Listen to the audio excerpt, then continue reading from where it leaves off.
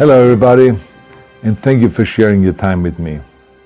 I'm sending this message through various different channels to reach my dear Russian friends and the Russian soldiers serving in Ukraine.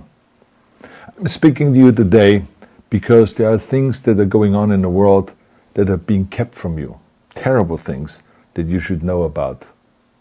But before I talk about the harsh realities, let me just tell you about the Russian who became my hero. In 1961, when I was 14 years old, a very good friend of mine invited me to come to Vienna and to watch the World Weightlifting Championships. I was in the audience when Yuri Petrovich Vlasov won the World Championship title, becoming the first human being to lift 200 kilograms over his head. And somehow a friend of mine got me backstage. All of a sudden there I was, a 14-year-old boy, standing in front of the strongest man in the world. I couldn't believe it. He reached out to shake my hand.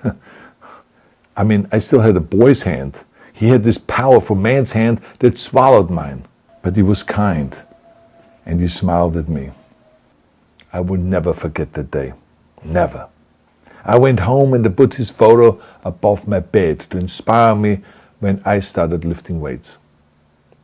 My father told me to take down that picture and to find a German or an Austrian hero. He got really angry, and we argued back and forth. He didn't like Russians because of his experience in the Second World War. You see, he was injured at Leningrad, where the Nazi army that he was part of did vicious harm to the great city and to its brave people. But I did not take the photograph down, no, because it didn't matter to me what flag Yuri Vlasov carried. My connections to Russia didn't stop there, by the way. Oh, it actually deepened when I traveled there with bodybuilding and for my movies and met all my Russian fans. And on one of those trips, I remember, I met Yuri Vlasov once again. It was in Moscow during the filming of Red Heat, which was the first American movie allowed to film in Red Square. Now, he and I spent the whole day together. He was so thoughtful, so kind, and so smart, and, of course, very giving. He gave me this beautiful blue coffee cup, and ever since then I've been drinking my coffee out of every morning. Now, the reason why I'm telling you all of those things is that ever since I was 14 years old, I've had nothing but affections and respect for the people of Russia. The strength and the heart of the Russian people have always inspired me. And that is why I hope that you will let me tell you the truth about the war in Ukraine and what is happening there. No one likes to hear something critical of the government, I understand that. But as a longtime friend of the Russian people, I hope that you will hear what I have to say.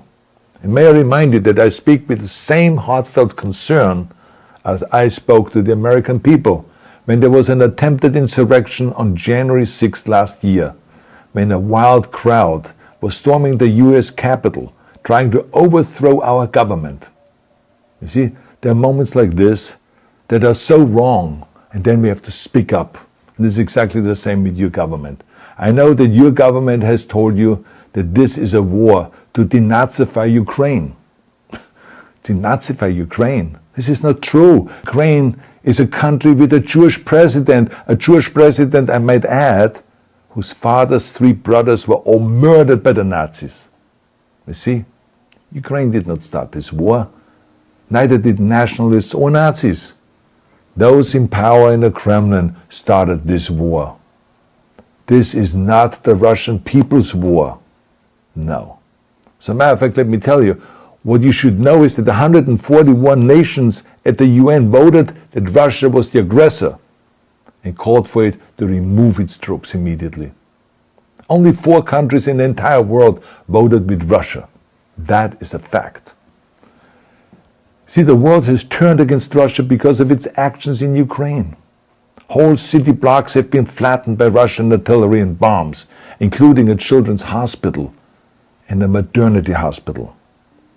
3 million Ukrainian refugees, mainly women, children, and elderly, fled their country, and many more are trying to seek to get out.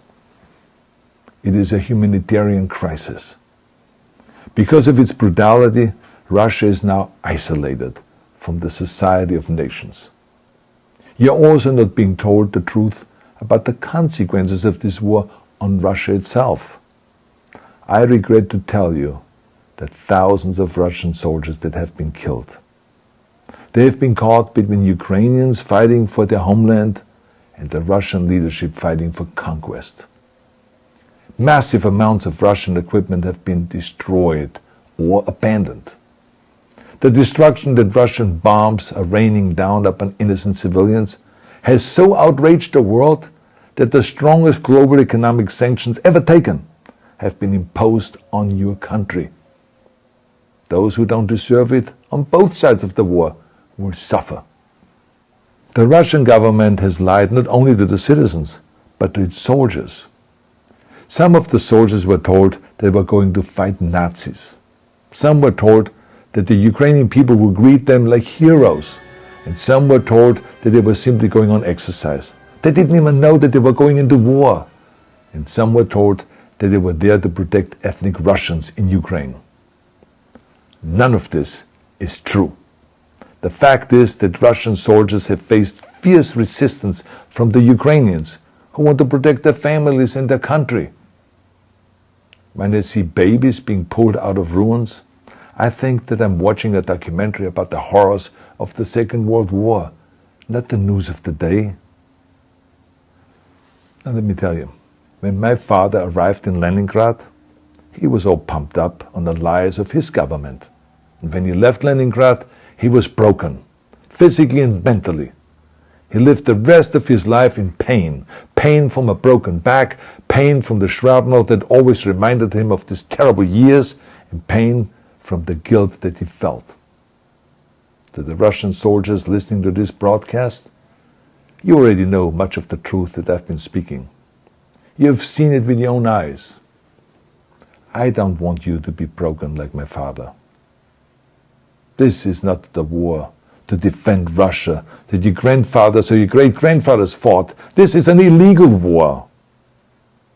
Your lives, your limbs, your futures are being sacrificed for a senseless war condemned by the entire world. Now, to those in power in the Kremlin, let me just ask you, why would you sacrifice those young men for your own ambitions? To the soldiers who are listening to this, remember that 11 million Russians have family connections to Ukraine. So every bullet you shoot a brother or a sister. Every bomb or every shell that falls is falling not on an enemy, but on a school, or a hospital, or a home. I know that the Russian people are not aware of such things are happening. So I urge the Russian people and the Russian soldiers in Ukraine to understand the propaganda and the disinformation that you are being told. I ask you to help me spread the truth. Let your fellow Russians know the human catastrophe that is happening in Ukraine. And to President Putin I say, you started this war. You are leading this war. You can stop this war. Now, let me close with a message to all of the Russians who have been protesting on the streets against the invasion of Ukraine. The world has seen your bravery. We know that you have suffered the consequences of your courage. You have been arrested, you have been jailed, and you have been beaten. You are my new heroes. You have the strength of Yuri Petrovich Vlasov. You have the true heart of Russia. My dear Russian friends, may God bless you all.